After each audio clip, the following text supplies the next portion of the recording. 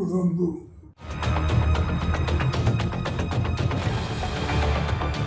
ಇನ್ನು ಶಾಮನೂರು ಶಿವಶಂಕರಪ್ಪ ಅವರ ನಿವಾಸದಲ್ಲಿ ನೀರವ ಮೌನ ಆವರಿಸಿದೆ. ದಾವಣಗೆರೆಯ MCCB ಅಲ್ಲಿರುವಂಥ ಅವರ ನಿವಾಸ ಮನೆಯತ್ತ ಶಾಮನೂರು ಅಭಿಮಾನಿಗಳು ದೌಡಾಯಿಸ್ತಾ ಇದ್ದಾರೆ ಅನ್ನುವಂಥ ಮಾಹಿತಿ ಸಿಗ್ತಾ ಇದೆ. ಶಾಮನೂರು ಶಿವಶಂಕರಪ್ಪ ಮನೆ ಮುಂದೆ ಅಭಿಮಾನಿಗಳ ದಂಡು ಇದೆ.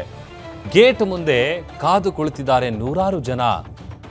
ಶಾಮನೂರು ಶಿವಶಂಕರಪ್ಪ ಮನೆಯಲ್ಲಿ ಒಂದು ಕಡೆ ನೀರವ ಮೌನ. ದಾವಣಗೆರೆಯ MCCB ಬ್ಲಾಕ್ನಲ್ಲಿರುವಂತಹ ಶಾಮನೂರು ನಿವಾಸದ ಬಳಿ ಅಭಿಮಾನಿಗಳು ದೌಡಾಯಿಸ್ತಾ ಇದ್ದಾರೆ. ಈಗ ಆಲ್ರೆಡಿ ಅಲ್ಲಿ ಅಭಿಮಾನಿಗಳ ದಂಡೇ ಸೇರಿದೆ ಅವರ ನಿವಾಸದ ಮುಂದೆ ಅಂತೇಳಿ ಗೊತ್ತಾಗ್ತಾ ಇದೆ. ನೂರಾರು ಸಂಖ್ಯೆಯಲ್ಲಿ ಜನ ಗೇಟ್ ಮುಂದೆ ಕಾದು ಕುಳಿತಿದ್ದಾರೆ. ಯಾಕಂತಂದರೆ ಹೇಳಿ ಕೇಳಿ ಶಾಮನೂರು ಶಿವಶಂಕರಪ್ಪ ಅವರು ಬೇಗ ಗುಣಮುಖರಾಗಲಿ, ಅವರು ಆರೋಗ್ಯದಲ್ಲಿ ಚೇತರಿಕೆ ಕಂಡು ಬೇಗ ವಾಪಸ್ ಬರಲಿ ಅಂತೇಳಿ ಅವರ ಅಭಿಮಾನಿಗಳೆಲ್ಲರೂ ಕೂಡ ಪ್ರಾರ್ಥನೆಗಳನ್ನು ಮಾಡ್ತಿದ್ರು. ಬಟ್ ಆದರೆ ಆ ಪ್ರಾರ್ಥನೆ ಯಾವುದೂ ಕೂಡ ಫಲ ಕೊಟ್ಟಿಲ್ಲ. ಒಂದು ಕಡೆ ಅಭಿಮಾನಿಗಳು ಕಂಬನಿಯನ್ನು ಮಿಡಿತಾ ಇದ್ದಾರೆ.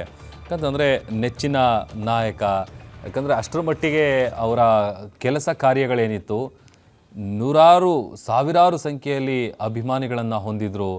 ಆಮೇಲೆ ಹೇಳಿ ಕೇಳಿ ಪದೇ ಪದೇ ಅವರು ಆರೋಗ್ಯದಲ್ಲಿ ಏರುಪೇರಾಗ್ತಾ ಇದ್ದಂಥ ಸಂದರ್ಭದಲ್ಲಿ ವಯೋಸಹಜ ಕಾಯಿಲೆ ಇತ್ತು. ಆಸ್ಪತ್ರೆಗೆ ಹೋದಂಥ ಸಂದರ್ಭದಲ್ಲಿ ವಾಪಸ್ ಬರ್ತಾರೆ ಅನ್ನುವಂಥ ನಿರೀಕ್ಷೆನೇ ಎಲ್ಲರೂ ಇಟ್ಕೊಂಡಿದ್ರು, ಆಸೆ ಇಟ್ಕೊಂಡಿದ್ರು, ಪ್ರಾರ್ಥನೆ ಮಾಡ್ತಾಯಿದ್ರು. ಸದ್ಯ ದೃಶ್ಯದಲ್ಲಿ ಗಮನಿಸ್ತಾ ಇದ್ದೀವಿ, CM ಸಿದ್ದರಾಮಯ್ಯ ಅವರು ಆಸ್ಪತ್ರೆಗೆ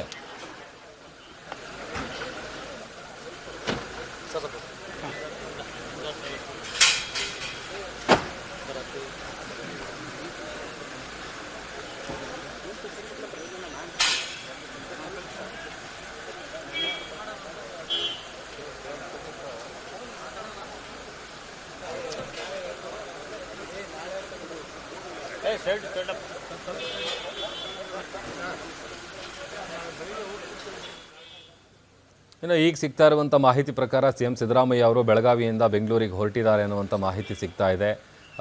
ಆಮೇಲೆ ನಾಳೆ ನಡೆಯುವಂತಹ ಕಲಾಪವನ್ನು ಒಂದು ದಿನದ ಮಟ್ಟಿಗೆ ಮುಂದೂಡಿಕೆ ಮಾಡಲಾಗಿದೆ, ಅವರಿಗೆ ಶ್ರದ್ಧಾಂಜಲಿ ಅರ್ಪಿಸುವಂಥ ಕಾರಣಕ್ಕಾಗಿ. ಅದರ ಜೊತೆಗೆ ದಾವಣಗೆರೆಯ ವಿವಿಗಳಿಗೆ ರಜೆಯನ್ನು ನೀಡಲಾಗಿದೆ, ಎಲ್ಲ ಕಾಲೇಜುಗಳಿಗೂ ರಜೆಯನ್ನು ಘೋಷಿಸಲಾಗಿದೆ.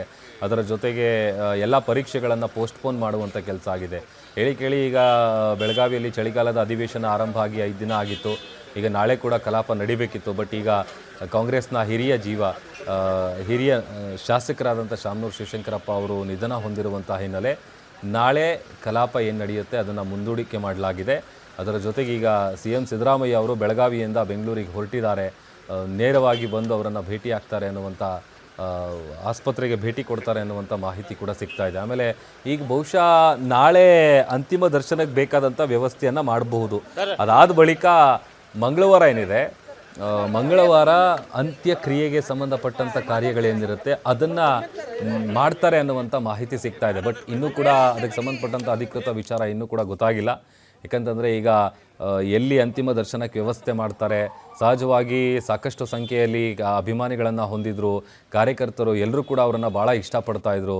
ಹಾಗಾಗಿ ಅಂತ್ಯಕ್ರಿಯೆಗೆ ಒಂದು ಕಡೆ ಸಿದ್ಧತೆಗಳು ಮಾಡಿಕೊಳ್ಳುವಂಥ ಕೆಲಸ ಆಗುತ್ತೆ. ಅದರ ಜೊತೆಗೆ ಅಂತಿಮ ದರ್ಶನಕ್ಕೆ ಬೇಕಾದಂಥ ವ್ಯವಸ್ಥೆಯನ್ನು ಮಾಡಿದ್ರೆ ಅಲ್ಲಿ ಸಾರ್ವಜನಿಕರಿಗೆ ಅಂತಿಮ ದರ್ಶನವನ್ನು ಪಡ್ಕೊಳ್ಳೋದಕ್ಕೆ ಅವಕಾಶ ಮಾಡಲಾಗುತ್ತೆ. ಒಂದು ಕಡೆ ಈಗ ಆಲ್ರೆಡಿ ದಾವಣಗೆರೆಯ MCCB ಬ್ಲಾಕ್ನಲ್ಲಿರುವಂತಹ ಶಾಮನೂರು ಶಿವಶಂಕರಪ್ಪ ಅವರ ನಿವಾಸದ ಬಳಿ ಅಭಿಮಾನಿಗಳ ದಂಡೆ ಆಗಮಿಸಿದೆ. ಅವರ ನಿವಾಸದತ್ತ ಅಭಿಮಾನಿಗಳು ದೌಡಾಯಿಸ್ತಾ ಇದ್ದಾರೆ. ಒಂದು ಕಡೆ ನೀರವ ಮೌನ ಆವರಿಸಿದೆ.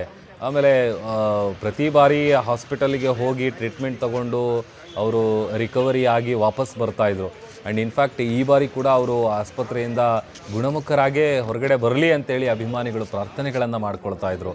ಬಟ್ ಆದರೆ ಯಾವ ಪ್ರಾರ್ಥನೆಗಳು ಕೂಡ ಫಲ ಕೊಟ್ಟಿಲ್ಲ. ಅವರು ಬಾರದ ಲೋಕಕ್ಕೆ ಪಯಣವನ್ನು ಬೆಳೆಸಿದ್ದಾರೆ.